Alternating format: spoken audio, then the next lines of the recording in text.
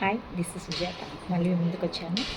ఎప్పటిలాగే ఉద్యోగ సమాచారంతో ముందుకు తీసుకొచ్చామండి. ముందుగా ఎస్బీఐ క్లర్క్ పోస్ట్ అండి. 6,589 ఉద్యోగాలు ఉన్నాయంటున్నారు. డిగ్రీ పాస్ అయితే చాలంట.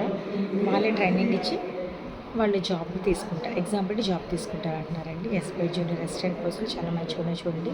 అలాగే హైకోర్టులోనే పర్సనల్ అసిస్టెంట్ పోస్టుల భర్తీ నోటిఫికేషన్ హైకోర్టులో ఉన్నాయండి.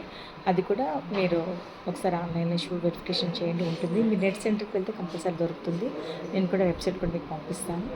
ఇంకొకటి ఏంటంటే బీఎస్ఎఫ్లో హెడ్ కానిస్టేబుల్ అండి.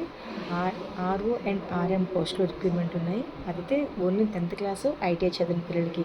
మళ్ళీ ఒకసారి మీకు చెప్తున్నాను, ఐటీఐ చదివిన పిల్లలందరూ కంపల్సరీ చాలా మంచి ఆపర్చునిటీస్ ఉన్నాయండి. కంపల్సరీ చదవండి. మీకు ఏమాత్రం అవకాశం ఉన్నా కనీసం ఐటీఐ చదవడానికి ఇంట్రెస్ట్ చూపించండి. ఐటీఐ చేసుకుంటే చాలా బెనిఫిట్స్ ఉన్నాయండి. మంచిగా ఉంది. అంటే ఎందుకు ఎక్కువ ఐటీఐ చెప్తున్నానని చెప్పి మీరే అనుకోవద్దు. ఐటీఐ చేయడం వల్ల చాలా చాలా ఉపయోగాలు ఉన్నాయండి. మీరు ఏ జాబ్కైనా, ఈవెన్ మీకు బ్యాంకులో కూడా ఐటీఐ తీసుకుంటున్నారు. ఎందుకంటే ఐటీఐ అనేది సెల్ఫ్ అండి. అది మీరు వెళ్ళాలని మీరు దాన్ని నిలబెచ్చుకోవచ్చు.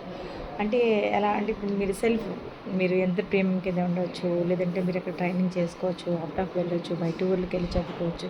సో అందుకని చెప్పి ఈ పోస్టులను చూసుకోండి. తెలుసు కదా, ఒకటి బీఎస్ఎఫ్ హెడ్ కానిస్టేబుల్ ఆర్ఎం పోస్టులు ఉన్నాయండి, హైకోర్టులో ఉన్నాయి. అలాగే మీకు ఈ రెండింటిలో కాకుండా ఎస్బీఐ